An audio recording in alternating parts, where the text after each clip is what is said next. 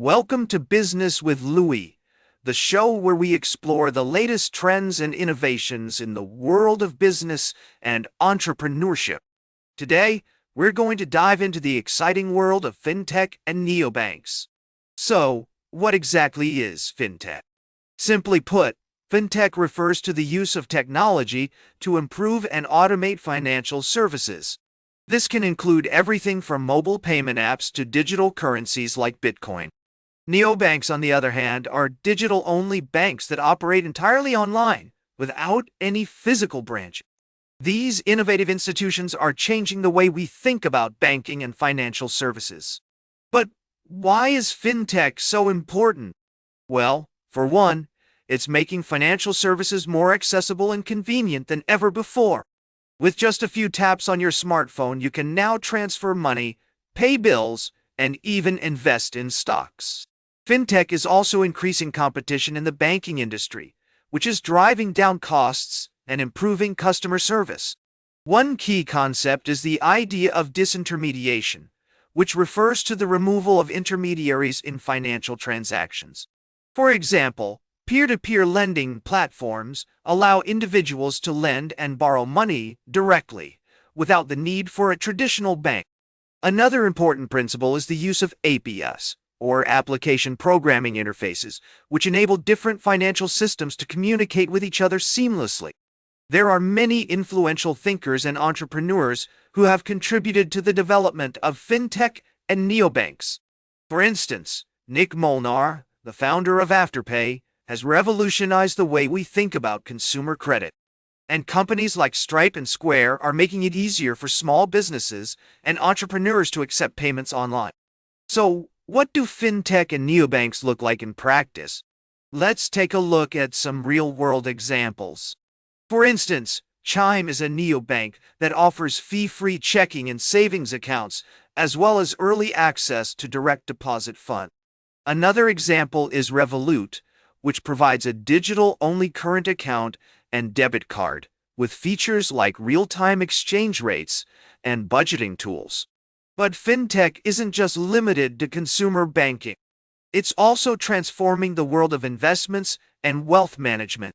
For example, robo-advisors like Betterment and Wealthfront are using algorithms to provide personalized investment advice at a lower cost than traditional financial advisors. If you're an aspiring entrepreneur, consider exploring the world of fintech startups, where you can develop innovative solutions to real-world problems. For instance, you could create a mobile app that helps people track their expenses and stay on top of their finances. If you're already running a business, think about how you can use fintech to improve your operations and customer experience. For example, you could use digital payment systems like Stripe or PayPal to accept payments online, or use accounting software like QuickBooks to streamline your financial management. Of course, there are also challenges to be aware of when it comes to fintech and neobanks. One major concern is regulatory compliance, as governments around the world are still figuring out how to oversee these new financial technologies. Another risk is cybersecurity, as hackers and other malicious actors seek to exploit vulnerabilities in digital financial systems.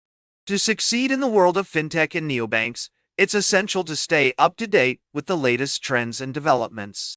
Follow industry leaders and news outlets on social media, attend conferences and meetups, and participate in online forums and discussions. You should also be prepared to continuously learn and adapt, as this field is constantly evolving.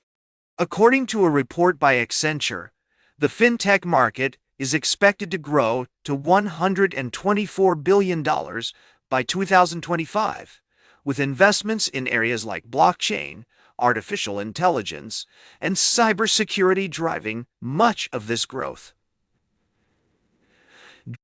Another study by McKinsey found that neobanks could potentially capture up to 20% of the global banking market by 2030, as customers increasingly demand more convenient and digital financial services. In conclusion, fintech and neobanks are revolutionizing the way we think about financial services, making them more accessible, convenient, and efficient. By understanding the core principles and theories behind these innovations and exploring real-world examples and case studies, you can gain a deeper appreciation for the potential of fintech to transform your business or career. Thanks for tuning in to Business with Louis. Join us next time as we explore more topics at the intersection of business, technology, and innovation. Don't forget to subscribe to our podcast and follow us on social media to stay up to date with the latest news and trends in fintech and neobanks. Like, share, and subscribe. And remember, every great business starts with action. Make your next move count.